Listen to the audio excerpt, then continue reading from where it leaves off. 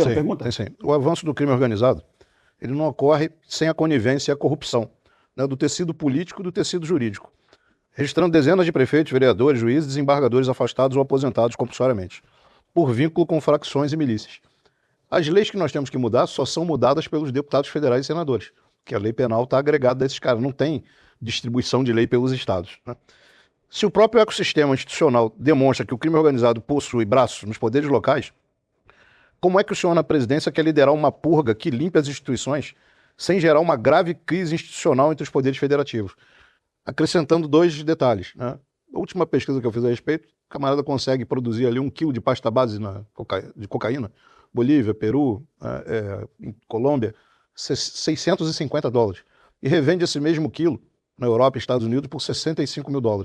Está revendendo por mais do que isso depois que os Estados Unidos entrou no circuito ali de controle do Caribe, Atlântico e tal. Já disseram que chegou na Europa a 80 mil euros, esse mesmo quilo malhado, né, e distribuído para o consumo no varejo. E acrescentando ainda outra, uma parte que eu não vejo ninguém discutir em lugar nenhum. O que leva tanta gente a procurar droga? É falta de visão do mundo, é depressão, é descrédito, é falta de um norte, de ídolos. Então eu queria que o senhor comentasse isso e como é que o senhor pretende tentar fazer essa purga, né? Com a complementação de que o Brasil hoje é o maior hub de cocaína do mundo, né? A cocaína que vai para a América normalmente sai pelo Equador, né? A que vai para a Itália, França, Portugal, Inglaterra, Holanda. Espanha, Holanda, Bélgica é a cocaína que sai da Rota de Solimões, né? Que não dá para chegar na Rota de Solimões sem o Exército Brasileiro, impossível. Tá? E sem a Marinha do Brasil também. Sim. Estamos falando aí de uma rota de 3 mil quilômetros, né? Então, assim, gostaria que complementasse. E mais uma questãozinha que ele falou do judiciário e ele falou do juiz aposentado, mas você levantou a bola. Tu falou bem do Dino aqui no início, né? Tu falou bem do Dino. E eu acho que o Dino acabou com essa questão da aposentadoria, ou está tentando acabar com essa do juiz aposentado pela prática de crime, né? Então nós temos a questão do penduricalho, temos a questão das emendas que ele está atuando hoje, inclusive, né? Na questão dos partidos devem identificar a origem das emendas, né? E tem uma questão também do juiz não aposentar mais na prática de crime. Tu não vê isso de forma positiva, não? Vejo. Inclusive, eu fui intimado pelo Dino. Vou começar do final e até chegar a você. Eu tô dando entrevistas que são super perguntas. E eu, às vezes, eu me perco e me corrijo. Renan, não respondeu essa parte, porque às vezes eu acabo esquecendo. Começou pelo fim. Eu fui intimado por ele porque há 21 partidos políticos que têm representação no Congresso, o partido qual eu presido, que a missão está, né? Eu tenho o Kim, que é deputado, e o Dino mandou a intimação, e a intimação quer saber se o presidente do partido interfere, como interfere, quais são os critérios das emendas, por que um município, por que não outro município. As perguntas são todas muito pertinentes. Porque o Dino, e sabe-se, toda Brasília toda sabe, ele tem pelo menos 64 casos que pegam basicamente toda a elite política do Congresso Nacional que desvia as emendas do orçamento secreto. Todo mundo sabe que os políticos e o grupo deles fica com 30% a 40% do valor das emendas do orçamento secreto, da emenda PIX, Brasil afora. Então é muito dinheiro. Se a gente vai falar que hoje a emenda é mais de 60 bilhões de reais, se a gente falar que uma parte importante... Assim, não é que 30% a 40% do montante total, que tem emenda obrigatória, e tem uns políticos que não são ladrões, que não vão desviar a emenda. Mas vamos falar que no mínimo 10 bi aí, todo ano... some. É um valor assustadoramente alto. Assustadoramente alto. Ele vai trabalhar isso e eu já lancei o desafio. Falei, não apenas vou colaborar, vou responder em vídeo. O Dino, não vou apenas responder em papo, vou responder em vídeo, eu e o Kim, pra mostrar como é que funciona o partido, quais são os critérios que o nosso partido vai adotar pra isso e jogar um desafio pros demais partidos. Inclusive sugerir colaboração com ele. Olha só, as emendas, que é o projeto nosso de lei de responsabilidade gerencial, elas têm que ser contingenciadas à aplicação de uma política pública que dê resultado. Então, se você mora num município que não tem saneamento básico, você tem que ter um plano de saneamento básico e a emenda só vai poder ir para aquele município ou para o plano de saneamento básico ou para uma melhoria, por exemplo, na área de educação. E aí, se o prefeito bate aquela meta, ele pode receber mais emenda. Se ele não bate aquela meta, ele perde o direito político dele. Ele acaba com aquela ONG do futebol que recebeu uma emenda para comprar bola de futebol que a gente não sabe. Ou como tem, por exemplo, no Maranhão, você tem os bloquetes. Você tem vários políticos que eles têm vamos dizer, pegam uns grupos que fazem o bloquete, que é tipo um paralelepípedo e vagabundo, e aí eles ficam eternamente recapeando ruas. E aí eles são donos da empresa, eles recapeam, a rua estraga em um ano, eles botam de novo, este deputado ajudou, e ficam eternamente reinaugurando as ruas que eles mesmos destroem.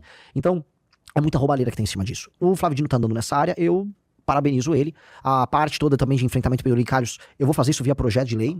Eu acho que o Congresso tem que interferir nessa atividade do Judiciário e espero contar com a colaboração dele. Por enquanto, nessas áreas, eu acho que a atuação dele é meritória. A questão também dos juízes condenados. Com certeza. E é meritória. Ele tá atuando numa área. Ah, mas ele tem interesse político. Eu tenho interesse político também. Eu quero ser presidente da República. Eu quero fazer o certo com o meu interesse político. Então, se ele estiver colaborando por aqui, eu vou colaborar com ele e ele pode ser um aliado nesses temas. mesmo sendo de uma visão de mundo, à esquerda, diferente da minha. Que eu, honestamente, se você tá roubando emenda à direita, à esquerda, eu não quero saber, eu quero prender você. E se ele tá com essa visão, eu tô com essa visão também. Eu acho muito burro por parte da direita, ou da esquerda também, ficar preso nessas discussões idiotas, quando a gente pode só colaborar no que interessa. Isso aqui é claramente um tema de colaboração. Claramente. Voltando agora, indo para as perguntas, que eu honestamente eu já esqueci um pedaço delas. Primeiro falando do lucro, né, que é um negócio extremamente sim. Né, rentoso, né, de $650, um quilo de pasta à base de cocaína, se transforma em $65 mil malhado. Para quem não conhece o termo malhado, é misturado com qualquer pó branco. Talco, farinha, né? Farinha. Pode ser mármore, farinha de trigo. E uma outra questão que dificilmente se vê debatida em algum lugar, o que está levando a humanidade a tanto consumo de drogas? É falta de quê? Eu acho que a humanidade sempre se drogou. E é verdade. Assim, os citas utilizavam maconha na Idade do Bronze. Idade do Bronze não, um pouquinho depois da Idade do Bronze, mas os citas utilizavam maconha, drogas e entorpecentes mais diversos já foram utilizados, inclusive, de maneira religiosa. Acho que o ser humano é um ser curioso e isso existe quase como uma constante. E hoje, como tem um volume gigantesco de pessoas procurando se divertir, elas acabam se entretendo. Gostaria que não usasse? Gostaria. Gostaria que as pessoas não tivessem drogas que destroem elas? Com certeza. Dito isso, eu acho que isso é uma constante. É uma constante. Eu acho que dá pra coibir a maior parte dessas drogas, dá pra incentivar as pessoas a terem comportamentos com o corpo delas melhor, o autocuidado. E você tem, vamos dizer, eu vou colocar aqui, você tem a sua expansão mental, a tentativa de ter experiências diferentes sem precisar do entorpecente. Eu sou músico, então eu consigo, através da música, tocando, fazendo improviso, participando de um show, consigo ter experiências muito melhores do que qualquer coisa que a pessoa possa ter. E acho que uma pessoa consegue isso com a endorfina do esporte. Então, sem moralismo, porque eu não sou moralista, eu me preocupo com o tema. Acho que no mundo que as coisas estão deixando de fazer sentido, as drogas serão um problema maior, até porque as pessoas vão ficar cada vez mais em casa, os trabalhos vão ser cada vez mais digitais, mas eu fazer uma análise, vamos dizer, do aumento do consumo, eu acho muito complicado porque o ser humano usa drogas desde sempre. Desde sempre. E os vestígios, os relatos nas mais diferentes culturas do mundo todo são os mais diversos. São alguns até curiosos. Sobre essa questão da diferença de valor da produção, da pasta base até a exportação, é ali que eu encontro o sucesso do método do PCC.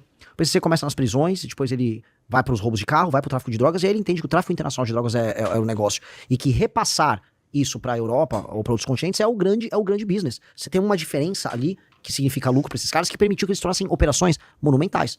Eles têm a Copap, eles tiveram uma distribuidora de combustível. Você montar uma operação de combustível é uma operação gigantesca. Eles montaram a operação de combustível, eles montaram uma operação política, eles montaram uma operação colossal com armeiros perdidos ao redor do Brasil, fornecendo equipamento para roubo, que foi baseada nesse faturamento. E eu acho que hoje, quebrar o PCC passa por quebrar esse método de pegar a droga que é produzida nessas outras nações da América do Sul e enviar para a Europa. Na reunião que eu tive com os embaixadores, o embaixador da Holanda, e um representante não era da Itália, foi da Holanda. A Holanda foi assim, muito categórico sobre, olha, vocês estão mandando muita droga pra gente, a gente precisa brecar isso aqui.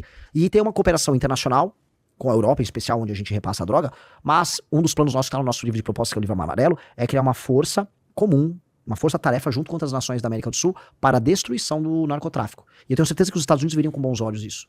Acho que dá pra fazer uma super cooperação pra gente destruir as facções criminosas na Bolívia, no Brasil, Paraguai, Colômbia, pra gente retomar também território nesses lugares e libertar a América do Sul. Renan, os colegas da direita, às vezes, eles não estão antenados com o que está acontecendo no mundo. Eu classifico o PCC, o Comando Vermelho, como terroristas. Eu não tenho dúvida alguma que eles praticam atos de terror, que eles utilizam de táticas terroristas e colocam o terror. Eles enfrentam o Estado Democrático de Direito. O Comando Vermelho no Rio de Janeiro metralhou escola municipal, metralhou a sede do Palácio Guanabara em 2003. Isso é terrorismo. Mas eu acompanho o caso da Lafarge na Síria, uma multinacional de cimentos francesa, que tem fábricas no Brasil, do Canadá, Estados Unidos, abriu uma fábrica na Síria e a operação ficou inviável em função do Estado Islâmico. Alguns executivos pagaram uma taxa de proteção ao Estado Islâmico. O governo americano entendeu que o Estado Islâmico era terrorista e a jurisdição de Nova York atraiu o julgamento dos executivos franceses que praticaram crime na Síria, uma taxa de proteção para o Estado Islâmico. Resultado, a França se antecipou, realizou um julgamento na França, pressionada pelos Estados Unidos, condenou os executivos, mas os Estados Unidos cobrou $740 milhões de indenização e a fábrica pagou, a multinacional. Eu te contei tudo isso por quê? Vamos lá, Faria Lima. A operação Carbono Oculto chegou na REAG, que tinha uma ligação com o PCC, possivelmente, tá? Que possivelmente tinha uma ligação com o Banco Master. Ou seja, se o PCC de fato for terrorista, utilizando a lógica das conexões da conexão da Lafarge no Estado Islâmico, eu tenho a jurisdição de Nova York é um juiz de Nova York julgando políticos do Centrão muito em breve, porque políticos do Centrão atuaram a favor também do PT também. Nós temos a investigação do Jacques Wagner também, né? Então, será que na ideia do Brasil de apoiar, de exigir a classificação desses grupos, já vou antecipar que eu sou a favor, tá?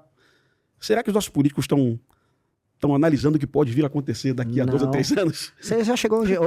Quando os Estados Unidos veio com essa conversa... Você é a favor, cara? Eu acho agridoce. A resposta é agridoce, porque naturalmente eles estão aumentando os meios de ação americanos. Sim. Sobre a jurisdição americana sobre outras nações. Exato. Não vão ser os Navy SEALs que vão invadir a favela aqui. Ou seja, a gente vai ficar com a externalidade, mas eles aumentam os meios de ação dele, e faz sentido pra eles aumentar os meios de ação, porque eles estão projetando poder na América Latina inteira agora. Sim. Eles querem controle do canal do Panamá, eles fizeram uma invasão na Venezuela, eles estão de olho no Brasil. Eles ameaçam o Canadá. Exatamente. Groenlândia. O continente inteiro. Por quê? Porque existe uma questão geopolítica de um conflito global com a China nos próximos 50 anos. Perfeito. Então, neste desenho, eles estão aumentando os meios de ação deles. Nós não aumentamos em nada os meios de ação nossos. Eu acho legal, do ponto de vista de trazer luz ao problema, a ideia de que o Brasil, o mundo enxerga as facções criminosas no Brasil como, terrorismo. Nossa, o problema é grande. Mas institucionalmente falando, nós não ganhamos nada com isso. Inclusive não tem termo de cooperação, porque, pelo que entendi, a coisa sai acho que sai do FBI, vai pra CIA, alguma coisa assim, e a gente não tem os termos de cooperação da Polícia Federal com eles. Então a coisa começa a ficar solta, e quando a coisa começa a ficar solta, de fato, os Estados Unidos têm mais, eles próprios meios de ação. A gente não tem. A gente não ganhou um meio de ação a mais pra fazer nada aqui com essa história. Em breve vai ter um político...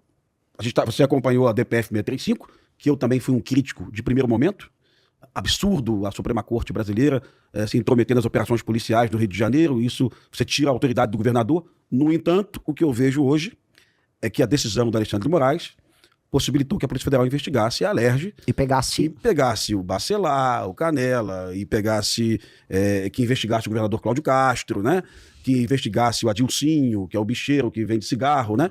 Ou seja, me parece que no final de tudo, e eu sou um crítico pesado da DPF, me parece que vai ser melhor para o povo do Rio de Janeiro, correto? Porque o TJ do Rio de Janeiro e o MP do Rio de Janeiro e a Polícia Civil do Rio de Janeiro foram incapazes de chegar nesses nomes, tá? Não vou dizer que foi por corrupção, não, mas foram incapazes, não chegaram, né?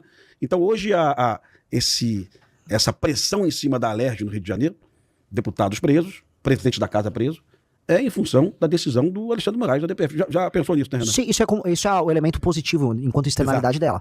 A questão toda é, se no meu governo eu for fazer as minhas operações, eu não quero ser obstado por ela. Perfeito. Eu não pretendo e não serei obstado por ela. Essa externalidade positiva em que o elemento estadual, que é absolutamente corrompido aqui no Rio de Janeiro, perde os meios de ação, passa a ser investigado pela PF, isso foi maravilhoso. Inclusive, não sei como o senhor Flávio Bolsonaro fará campanha de agora em diante, porque eu, no caso dele, estaria temendo ser arrolado aí nessa história toda, dado que ele era parceiro político de todos eles. Fica o recado pra ele ali. Dito isso, esse é um elemento positivo. Agora, eu acho que cavucando qualquer coisa aqui no Rio de Janeiro vai sair bombas em todas as áreas, em todos os temas. Agora o que eu quero saber é que eu te pedi lá no início, irmão. Quem é Renan, cara? Qual é a trajetória do Renan, além de músico, de uma liderança política? Você é o presidente do Missão, cara? Sou. Além de ser presidente do Missão, porra, da onde surgiu esse cara, esse Renan, meu irmão? Vamos lá, pra vocês entenderem a alma, a cabeça, a história. Eu tenho 42 anos, eu nasci num bairro de classe média de São Paulo, a Moca.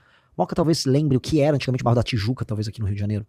Era um bairro de operário italiano, meu pai advogado, minha mãe psicóloga. Sempre fui um grande aluno na escola, meu pai ficava falando muito de história comigo, então eu adorava história militar, é uma coisa que Alexandre Grande, Roma, sempre fui apaixonado.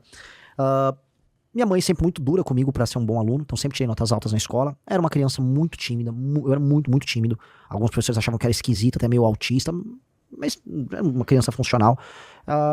Passo na faculdade de Direito da USP em 2000 e... Vestibular difícil da porra, né? Difícil. Não sei como é que é hoje, era um vestibular de humanas mais difícil pra entrar. Lá eu tive aula com o Alexandre de Moraes, Lewandowski, conheci a Janina Pascoal, Roberto Eros Grau, Miguel Reale, conheci muita gente. Nota boa lá, cara? Na São Fran, não. Não, porque eu comecei a fazer política, comecei a trabalhar e odiei a faculdade. Arrumei briga com os professores. Eu era um aluno fura-greve, então tinha greve de estudante, eu arrumava briga com os estudantes. Mas eu aprendi muito lá. Lá foi uma escola de política e uma escola também de direito fabulosa naquele período. Mas eu larguei e queria virar empresário. Viro empresário, começo a trabalhar com recuperação de empresa. E por que começo a virar empresário rápido? Meu pai me falava muito, porque Renan, você é um menino muito inteligente, mas você é muito fraco. E é muito ruim ouvir isso, né? Então eu tocava, escrevia, sempre fui bom na parte de escrever e tal. Mas Renan, vai encarar um sindicato numa empresa que tá fechada agora. Vai ficar no banco de réus numa ação trabalhista. Vai virar cascudo. Meu pai sempre foi um cara muito cascudo.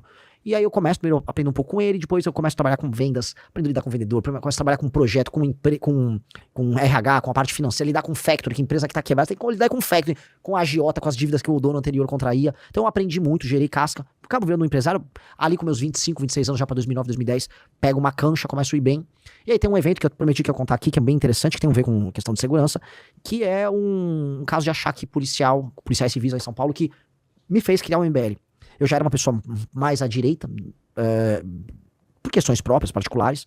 Mas um belo dia eu tava com meu pai, na empresa que meu pai tocava, não a minha.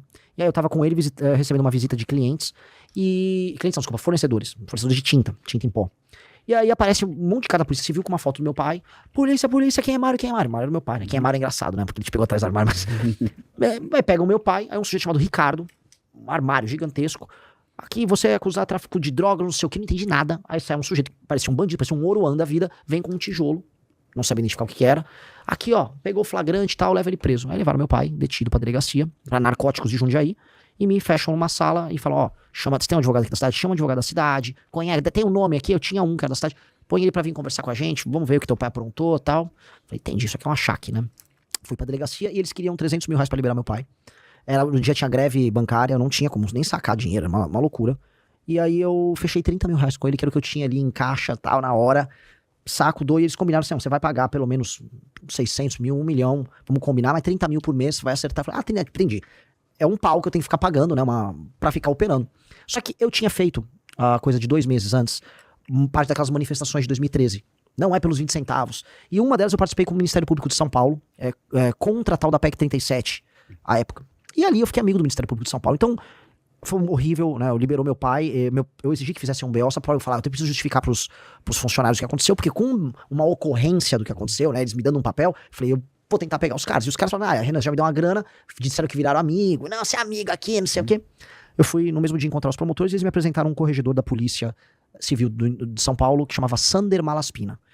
E 2 dias depois eu fui encontrar ele, e ele falou, olha, eu tô há 10 anos tentando pegar esses caras, eles são da narcótica, eles são envolvidos com crime organizado. Eu nem falava de PCC à época.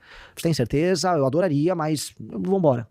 E aí me grampeou, começou a montar a operação. Eu me lembro que eu tinha pra entregar o dinheiro, eu tinha que tirar xerox das cédulas pra dar o flagrante. E aí operação controlada, que a gente chama, né? Eu não sabia. Assim, com o dinheiro todo... como é que chama? Tira xerox lá, xerografar, nem nome, nem existe mais xerox hoje em dia. Telefone grampeado, encontro o ganso, e aí eles fazem a operação, pegam o ganso, e no carro desse ganso, que era um criminoso ligado ali aos policiais, tinha algemas que pertenciam àquela delegacia, armas que pertenciam à delegacia, e ainda o ganso, não, fica tranquilo que aqui é colega, eu vou chamar aqui os colegas lá, ele, vai chamar, chama lá. Prendi todo mundo, foi um momento maravilhoso pra mim, e o Sander, na época, ficou feliz porque ele queria pegar os caras há muito tempo, e aí uma das coisas que mais me marcou foi, quando eles foram tentar entrar com habeas corpus, e aí eu fui pra audiência, não só a delegacia de narcóticos da Civil lá de São Paulo mas todas as delegacias de polícia da região de Jundiaí foram lá apoiar eles. Isso. Então, tinha uma massa de investigadores e tinha delegado no meio, e eu indo lá encontrar o juiz, pra ser pressionado. E aí eu falei, não me sinto seguro com eles na rua. Eles ficaram presos, perderam a funcional, ficaram presos por alguns anos. E esse foi um caso pra mim muito distintivo eu perdi, na minha cabeça, eu perdi tudo. O que eu passei foi humilhante, o que meu pai passou foi humilhante, eu vinguei meu pai, eu fiquei feliz por vingar meu pai, eu falei, mas eu tenho que voltar a ser quem eu era, que era o cara na faculdade que brigava com a esquerda. Eu falei, eu falei que eu montei o MBL. Então esse momento foi um momento que foi fundacional pra mim. Eu larguei tudo que eu fazia, aluguei um escritório no centro de São Paulo com meu irmão, com um amigo, e de lá surgiu o tal do Movimento Brasil Livre, que a partir de 2014 inicia as manifestações contra a Dilma, as manifestações pelo impeachment, e aí vira o que se tornou à época o maior movimento político do Brasil. Disso a gente arruma muita briga com o petismo, com o centrão, depois com o bolsonarismo. A gente deu porrada sempre em todo mundo. Por isso que a gente foi muito chamado, vocês são esquerdistas. Porque como é que eu sou esquerdista? Se o Flávio Bolsonaro é envolvido no escândalo de corrupção, isso não me torna esquerdista. Atestar isso só me torna uma pessoa honesta. Mesma coisa se eu atestar um problema com a esquerda. E aí, à época, apanhamos muito, mas eu falei, olha, para ser um grupo político sério, tem que ter as ideias próprias, não ficar preso dentro desses dogmas idiotas de direita e esquerda, mesmo me considerando alguém à direita. Ou seja, se uma política funcionar e ela for chinesa ou ela for americana, eu não ligo. O importante é que ela funcione. É isso que me interessa.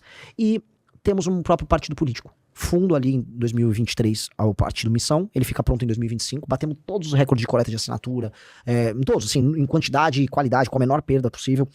Fundo a segunda maior revista de política e cultura do Brasil, depois da revista Piauí, que chama a revista Valete. Criamos um movimento cultural próprio, e aí me tornei hoje uma espécie de um CEO de um grupo político-cultural, tenho muito orgulho disso. E eu acho que, com base nisso, acho que tem uma historinha aí contada. Cara, já. Se você tem vontade de montar um canal de cortes para ajudar a divulgar as ideias do MBL e da missão, eu tenho um treinamento 100% focado mostrando como você pode sair do zero sem saber nada de edição, thumbnail, até você monetizar um canal de cortes e além de estar ajudando no projeto, também ser remunerado por isso. No mês de maio, por exemplo, o canal Inevitável Cortes faturou mais de 30 mil reais apenas de AdSense. O Felino Missionário e o Missão Avança, ambos fizeram mais de 1 milhão de visualizações e faturaram acima dos 14 mil reais. E se isso te interessou de alguma maneira, é só clicar no primeiro link da descrição desse vídeo ou então ler o QR Code que está aparecendo aqui no meio da sua tela agora, onde eu vou te explicar de maneira mais detalhada como você pode começar o seu próprio canal de cortes. Se você gostou deste vídeo, não se esqueça de deixar o seu like e se inscrever no canal para não perder os próximos conteúdos. Obrigado por assistir e até o próximo vídeo.